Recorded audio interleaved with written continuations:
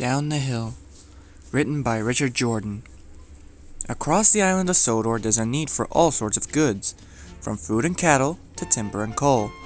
The island cannot operate without goods trains running both night and day. These trains carry cargo that is either coming to the island or is being taken to the harbor to be loaded onto ships for export to the other areas of the world.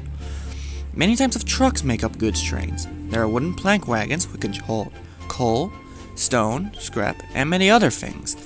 Box vans can hold larger goods items and can even be refrigerated.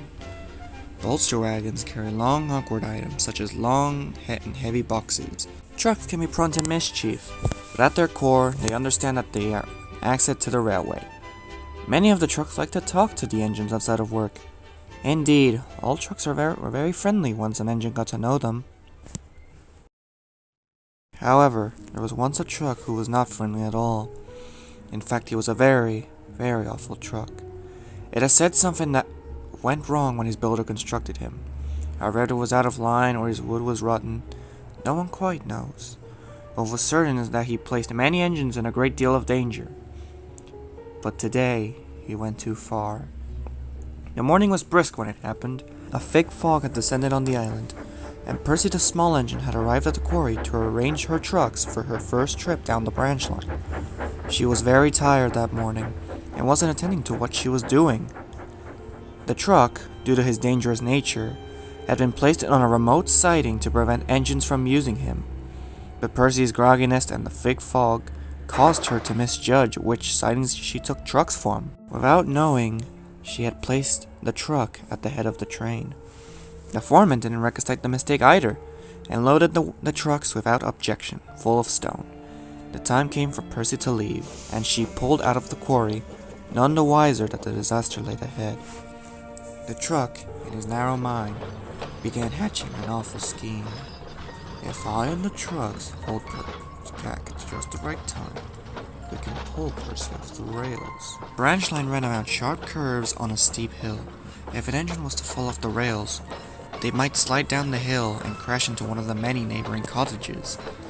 Sir Topham had placed fences along the track to prevent this, but the evil truck had other plans.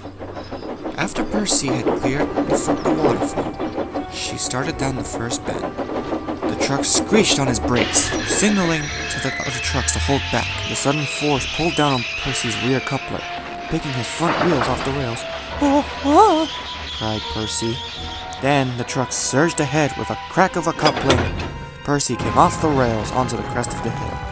Her wheels, still moving, began to grip the sod, and she jerked forward down the hill. The fog was so thick that she couldn't tell where she was going. But the truck knew.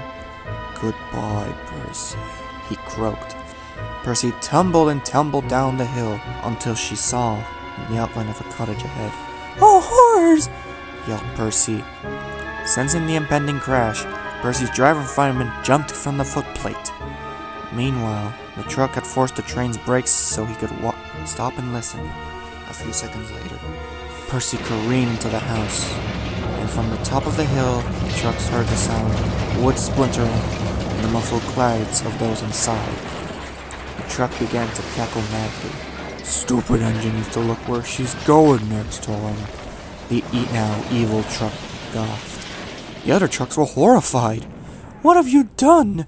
You lied to us!" they screamed. "You're psychotic! We were only going to scare Percy," one truck said.